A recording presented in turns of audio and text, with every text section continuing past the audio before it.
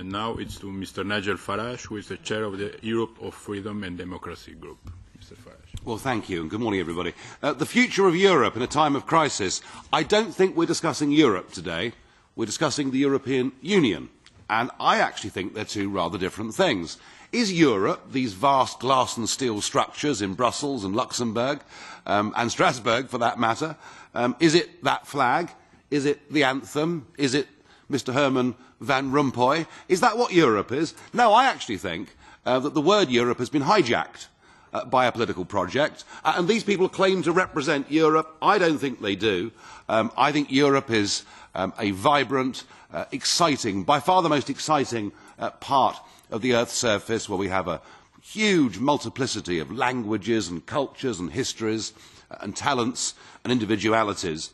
And what is happening here, this attempt to drive everybody together to forge one new state, well, there, maybe some people, like Mr. Cohn-Bendit, that believe in this. But the way it's been done has been utterly dishonest from the start.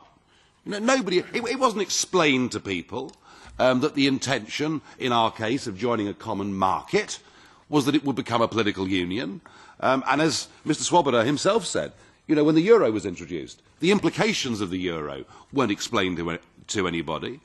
And when finally the project came clean, which it did with the Constitutional Convention and Mr. Giscard d'Estaing coming up with a constitution, there for the first time there was no question that a state was being created.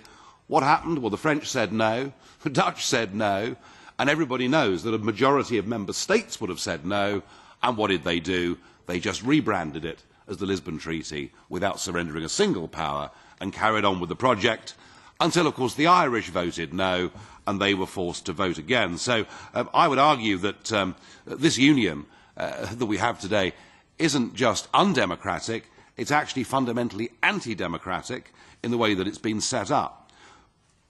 More seriously, the whole thing is based on the wrong premise. Now, I completely understand why French intellectuals in 1945 thought we've got to do something. 3 waves of German aggression within 70 years with ruinous consequences for the whole world. But abolishing nation state is not the way to peace. The problem was that Germany wasn't a functioning democratic nation state. Democratic nation states do not go to war with each other. What we should have done is to foster democracy, not this idea that we get rid of nation state and force people into one. Because as Yugoslavia shows us, if you force people together against their will, far from giving peace, you may bring war. Now, the Eurozone crisis has been utterly predictable from day one. Indeed, it was our membership of the exchange rate mechanism that took me from the world of business into the world of politics. It doesn't work and it can't work. A full transfer union is something that the northern European countries are never going to accept. And actually, just transferring money will not solve a problem that is cultural. Europe is split from north to south. I don't see things getting any better. I think with every week that goes by, they're actually getting worse. And so what we have is a battle. Economic logic says, break up the Eurozone, let those countries go free, give them devaluations and a chance, as the Icelandic nation proved, that they can get back to prosperity. But against that, we have the iron political will of refusing to admit failure. I think the Eurozone will end in large-scale violence. I think it will end in political extremism. I think it will end, sadly, in the southern European nations and the northern European nations hating each other. Ironic that a project that was supposed to stop nationalism is breeding it. I'm more optimistic, Mr. Chairman, for the north of Europe. And I'm pleased to see what Mr. Bolkestein has said in the last month. Even more surprised to see that Oscar Lafontaine, one of the architects of the euro, has now admitted that it's a disaster. And I debated with him at the Swiss Economic Forum last year, and he was absolutely certain last year that the euro was a great success. One thing for certain is that the United Kingdom, which mercifully, after our ERM debacle, stayed out of the euro, but despite the fact we're not in the eurozone, the United Kingdom is going to continue to play a very influential role over the whole European debate.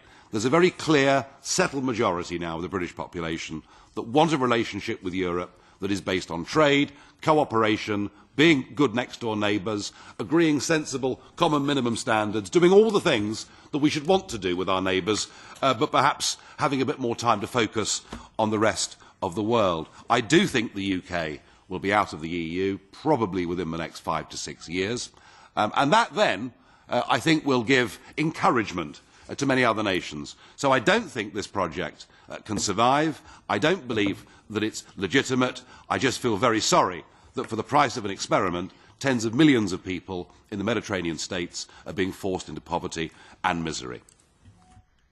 Thank you very much. I welcome now Mrs.